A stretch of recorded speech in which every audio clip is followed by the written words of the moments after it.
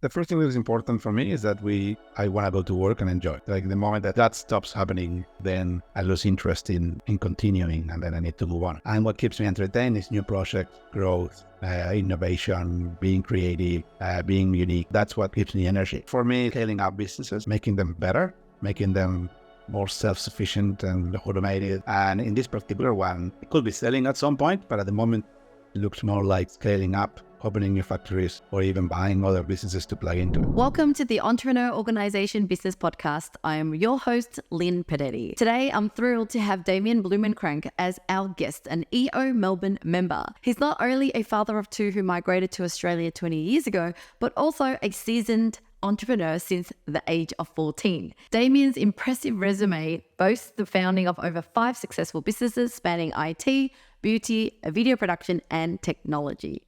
Now, in this episode, we dive into Damian's latest venture, the acquisition and transformation of Sunset Sleepers. Taking charge in March 2021, Damian orchestrated a complete overhaul of the company, resulting in an impressive doubling of the size in just over 2 years. Our conversation offers a valuable glimpse into the world of transitioning into the manufacturing industry, shedding light on the challenges and nuances that come with acquiring a new business. Let's give a warm welcome to Damian. Welcome on the show, Damian. So good to have you here. Thank you, Lynn. It's great to be here. Yeah. So, Damian, I see that you were president of the EO Melbourne as well, wasn't it? How long ago were you president of Melbourne? Well, I handed over back in 1st of July. So 1st of July. Weeks ago, yeah. Our new recent Melburnian president. So I was originally from Melbourne. I come back there a fair bit, so Melbourne's very close to my heart. But today I wanted to have a chat with you and really learn about your journey in your entrepreneurship and how you recently got back into entrepreneurship by acquiring a business. So before we get started, do you want to share a little bit about your journey in business? If I really think about it, I started in business very early on when I was about 15 years old. I was in high school, and for a random occurrence, I got hands of a very cheap supplier of computer parts back in Argentina, and I started selling to everyone else at school. So buying them in the afternoon and going and selling them at school, and then I set up what it was the first online shop in Argentina before we had internet. It was called BBS, Bulletin Board Systems, and I used to sell to all the other nerds that were doing the same thing as I was. So technically, I think I launched the first online shop back then. And then, how did you transition from having a business to becoming business mentor, and then now kind of coming back into buying a business called? Tell me more about the Sun Slipper business as well. So when I came to Australia, I was on a student visa, so I couldn't really continue my corporate career at the time. So I was going to have a couple of years kind of delay. So I started my own business then to overcome the challenge of the limited hours of work. And the journey started there. I started setting up different businesses and eventually selling them. And until back in 2018, we sold our video production business, which was the last one at the time. We ran for 10 years, called Creativa. So we exited the business. We did our 6 months handover, and then I was free. So I took kind of a year off. I went traveling the world, came back, renovated my house, and it was time to start again and do something. And COVID hit. So I got another extra year of working out what to do. And while that happened, I started searching for businesses to buy. I was really interested in the local manufacturing. I think that Victoria needs more local manufacturers. And also because of the renovation, I got very keen on the construction industry. And when this one appeared, it kind of merged both of those worlds. So I got an interest. We thought, with Miguel, my business partner, that there was a lot of opportunity in that industry, that it was kind of protected at the time of COVID. So it was, in a way, safer than other industries, or more obvious that it wasn't going to get decimated by COVID. Mm-hmm. So we did our due diligence and our negotiations, and we ended up acquiring the business. So tell me more about Sun Sleepers. What exactly is the product? It's Sunset Sleepers. We manufacture concrete sleepers. Not Sun Sleepers, Sunset Sleepers, yes. We manufacture concrete sleepers for retaining walls. So if you go to your backyard, you probably have either a garden bed or a retaining wall. If your land is not completely flat, it's a little bit on a slope, a lot of homes in Australia use them just to make sure that we can create the flat land that we need to build. And they're also used on freeways, bridges, if you go to level crossings or bridges or tunnels. They're really used everywhere. Everywhere there is a slope and you need to cut the land and make it flat, you need to put a retaining wall in. Okay. So were you aware of the product before you found this business, or did you see this business and you're like, hey, this looks like an interesting product and let me get into this? Like, what made you decide, yeah, this was the one to give it a go? Well, that's interesting. I obviously was aware of sleepers and retaining walls. I was not particularly interested in sleepers or concrete sleepers at all. When I found this product, well, this is the thing. I wanted to get into manufacturing, but I had zero experience in manufacturing or construction. So when we went to see this plant and how the product's made, it looked kind of simple enough. I mean, obviously I got that wrong, but it felt simple enough. I could understand the process. I could understand how it gets done. I could understand, it was, when we purchased the business, it was quite of a very manual labor. So you can see everything that's happening. So it was something that was out of grasp to understand and learn it very quickly. So it makes sense to buy something like that than a complex manufacturing business. So we saw a lot of other ones. Some require really high skilled people. So you will depend on the people that come with the business. You don't know what's going to happen to them. So it wouldn't give us enough time to skill ourselves up to be able to run it without them. So this was a kind of a risk mitigation strategy as well, to buy some simple product. We saw a lot of opportunities and potential. We saw that the market was growing, that the building industry was growing, that more land needed to be developed, that there's a lot of replacement work to be done. There was a lot of government infrastructure projects going on or about to go on. So we saw that opportunity. We saw the opportunity of converting this factory into less manual handling, a lot more automated and optimized. We saw a lot of opportunities in those areas. We also saw a few other risks in terms of type of clients, relationships, the people that we have working in the factory, OHS. We also saw, I forgot, there was another opportunity that was... No, the reality is that all the risks and all the opportunities that we saw actually materialized bigger and faster than we anticipated. So, which means that the year that we took over, we had to completely transform the whole business, replace pretty much everyone working on it, all the equipment, all the plants equipment, all the processes and procedures, all the methodologies, build new molds, at the same time that we had to almost double the business in the year. So it was a very, very challenging year. COVID hit us again, which made it a bit more challenging even. But eventually we pulled through, and now we have a much healthier, sustainable business after all. Yeah. Well, I'm just curious to know, like, what attracted you to the manufacturing business? Because my husband has been in manufacturing for over 20 years, and he said it's one of the hardest things, where you physically have to be there. You got to have factories and machines and very expensive capital. And, when he started, the internet wasn't really around. So he saw that online is such a breezy kind of style business. And so, it's one of the things that he's like, I wish if I had the time again, I'll do something more online. And so, knowing that you've been in business so long, what made you decide to get into a harder industry, something that's like more capital, more it requires you to be physically there? Being physically there is a challenge. However, I come from running a job, which is video production, where you sell project by project, month by month. You have worked with a lot of creatives, and the outcome is intangible. The sell is intangible. You're working with corporates, and there is pressure points. And you compete with people that can start competing with you just with a $1,000 computer at home alone. So, to be honest, nothing felt that was going to be any harder than that business. We made it quite successful. So I had a little bit of overconfidence there in terms of the difficulty of the business.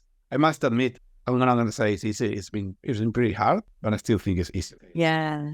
Yeah. And actually, at small scale, it's okay, but at big scale. Yeah. I recently heard from another colleague who said kind of like every business has its ups and downs and its disadvantage and advantage. And there's actually no great business. Business is just hard in general. So it's good to know that you also felt the same, considering you've been in completely two different type of industry. So what was the first thing that you faced when you came in buying a business? Like, can you paint the picture of it, what it's like to when you acquire a business? What usually happens at the beginning? Just to add one more thing to the previous point, there is another factor that attracted me to a different business, which is to compete in what we call an ugly duck business, where our online knowledge and savviness and technology savviness and experience differentiates us from anyone else running the same type of business. Whereas if I do an online shop, an online business, or video production, we're competing with people that know as much, if not more, as we do. So that was a competitive advantage as well.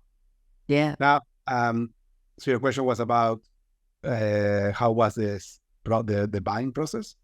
Yeah, more like you've bought it, and then it's like, what does the first day look like? What does the first 3 months look like when you're acquiring it? Are you like straight away just on the tools, or are you like you're just really back end reading the manual? Have you got all the people that are existing there and just they're still running the show? Well, our intention was to change absolutely nothing. Our intention was to go in, observe it, see how everything works for a year or 6 months to a year, do very little, like the very minimal changes. We have a particular unique scenario here where we only had, I think it was 3 weeks handover. The previous owner lived in Queensland, so he came in and he needed to go back before lockdown happened again. So we have a very small handover. So we focused on trying to get as much knowledge from him as possible the first few weeks, trying all the different roles. So we tried every single role in the business. On the tools, driving a forklift, anything that we could, just to learn every aspect of it as quickly as possible, get embedded really deep, intensely into the business. And when you say we, is that yourself, or did you bring people from your previous business or anything? All the businesses that we created and sold, and this one, I've been doing it with my long business partner, Miguel. He's also in EO. So we've been doing it all together. In this particular one, we also brought some knowledge from investors as well. So we got some minor investors that bring other kind of knowledge, like construction, precast, manufacturing. So we had a bit of an advisory board there that we created for this very same reason. So the intention was that, to do absolutely nothing. And we started like that for a week and 2 weeks, but then we got hit with two problems. The first one is demand was really high and we could not supply demand, and quality was really low. So when you buy a business and you realize that those two things are potentially losing all your client, and you still don't understand what it means, you kind of freak out. So you try to solve that problem, throw some money at the problem. So we expanded production in some weird ways, some very like sui generis and cowboyish ways, just to be able to supply. And about a week later as well, one of our investors came to visit. Actually, two of our investors came to visit. One is in construction, the other one in manufacturing. And they looked around and they said, hey, I don't think we can continue operating like this. This is way too dangerous. Like, you actually may go to jail if something. And then I started losing sleep.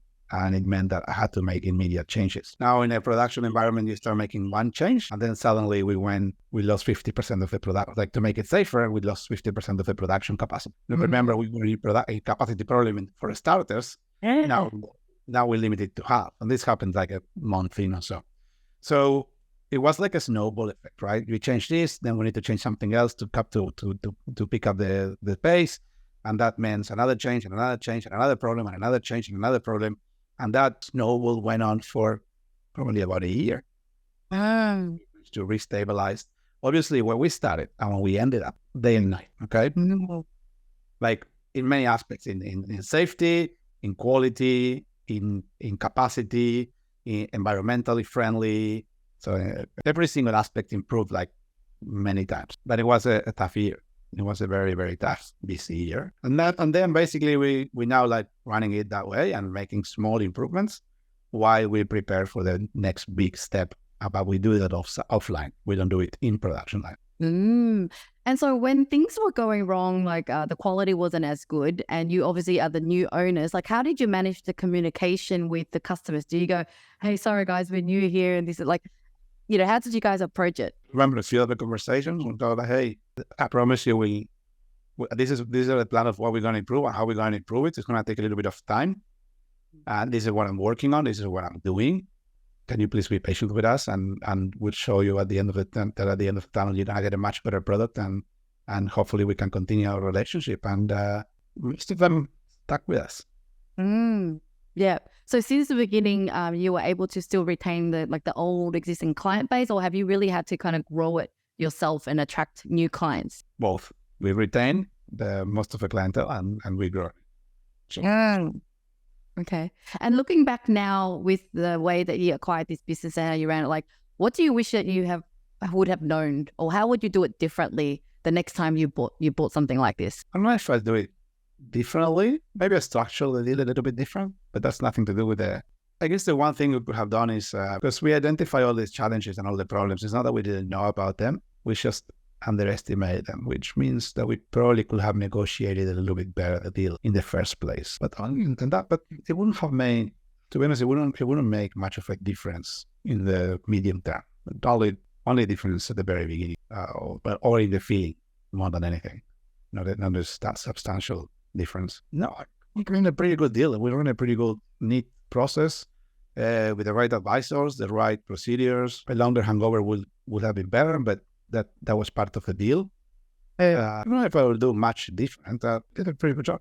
Yeah, I think there's always going to be a teething issue when you're transitioning into anything new, even launching an internal project, let alone buying a business. And so, yeah, I think no matter what, I don't think you can avoid the teething problem of something new. Just curious to know, I mean, what is your entrepreneur strategy? Like, are you buy, you build because you have fun building, and then you might sell and then look for something fun to do? Like, I guess, what is your attitude towards entrepreneurship and your future goals? Well, the first thing that is important for me is that I want to go to work and enjoy. Like the moment that stops happening, then I lose interest in continuing, and then I need to move on. And what keeps me entertained is new projects, growth, innovation, being creative, being unique. That's what gives me energy. For me, scaling up businesses, making them better, making them more self-sufficient and automated. And in this particular one, it could be selling at some point, but at the moment, it looks more like scaling up, opening new factories, or even buying other businesses to plug into it.